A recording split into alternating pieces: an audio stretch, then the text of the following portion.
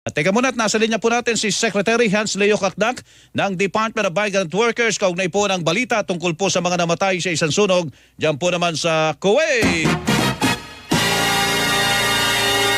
Secretary, magandang umaga po, Secretary. Magandang umaga, Sir Melo, sa inyong mga tagapakinig, tagapanood. Magandang umaga po. Opo, malungkot na balita po ito. Alam naman natin yung mga kababayan natin kung bakit sila nando sa Kuwait para maghanap buhay sa kanila, para sa kanilang mga pamilya dito sa Pilipinas. Pero ito ang kanilang sinapit. Ano po ang latest na Secretary? Dito po sa aming impormasyon, tatlo po yung namatay at ilan pa po yung mga nasa ospital po ng mga kababayan po natin, Secretary? Oo, sa kabuuan, 11 ang mga Pilipino doon sa building na nasunog nung madaling araw ng June 12 sa Kuwait. At tatlo ang naiulat na nasawi at nagtungo sa forensic sa Office Authorities, Office of Forensic Authorities sa Kuwait, yung labor attaché natin kasama ang OWA welfare officer at team sa Philippine Embassy para makita, masuri yung mga labi nung tatlong nasawi at sinasaayos ngayon ang kanilang pagpapauwi. And we are in touch with their families. Merong dalawang nasa ospital, nasa ICU at critical ang kanilang condition, smoke inhalation ang pinsala nila at patuloy natin silang pinagdarasal. 6 ang safe. Karamihan sa kanila ay on duty noong mga panahon na yon kaya ligtas sila.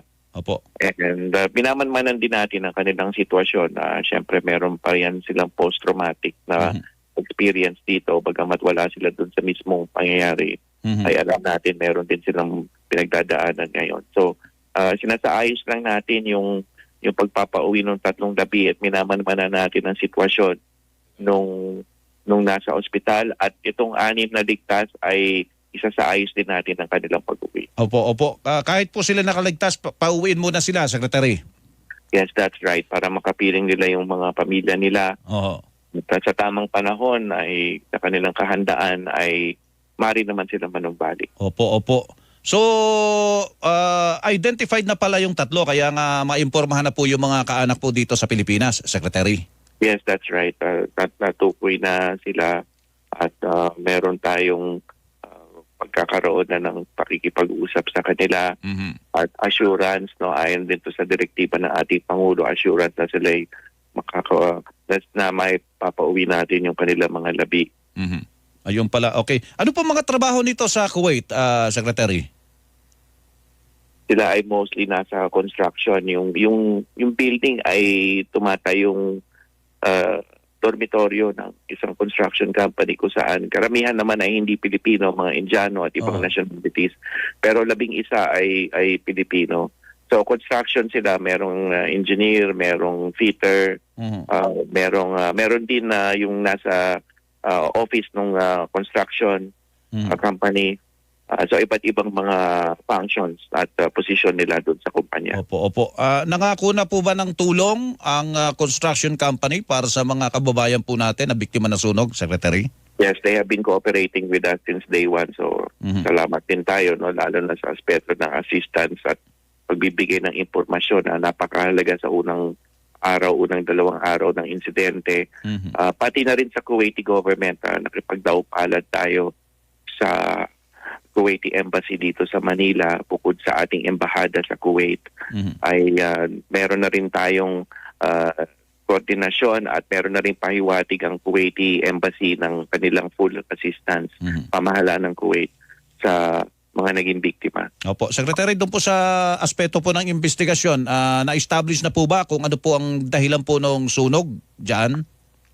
Inaantabayanan pa natin yung investigasyon ng Kuwaiti Fire Authorities na siya magiging basihan ng ating pagkakaroon ng potential legal action kung ano man ang resulta ng report. So meron na ring direction ng ang ating abogado doon sa Kuwait, na hired lawyer natin, tungo sa pag-antabay ng report at pagsuri at pagsagawa ng aksyon. Opo. Kung meron legal liability na ilalahad doon sa report. At saka kung may insurance claim po na makukuha po, ano po, Secretary? Yes, meron naman din silang insurance coverage, and then yung Kuwaiti government yun nga, yung pakikipag-usap namin sa Kuwaiti Embassy ay meron din silang fullest assistance na isasagawa. Opo, Secretary, merong impormasyon at ito daw po ay kasama sa pagsisiyasat. Yun daw pong dormitoryo ay siksikan at hindi daw po maayos ang kondisyon ng mga nakatira doon. Sa dami po nila doon, Secretary, nasili po ba natin yan? Siguro antabayanan na lang natin. Nadinig ko na rin yung ganyang impormasyon. Opo. Antabayanan na lang natin yung resulta, Sir Melo, para official yung tatanggapin nating impormasyon at yun na magiging batayan ng ating aksyon. Opo, at saka ang tama ba ito? May impormasyon na may mga inaresto na dahil sa posibleng merong kapabayaan po doon sa mga security procedures saka fire regulations doon po sa dormitoryo, Secretary? Wala tayong official information sa larangan na yan. But again, malalaman naman natin yung mga ganyang bagay.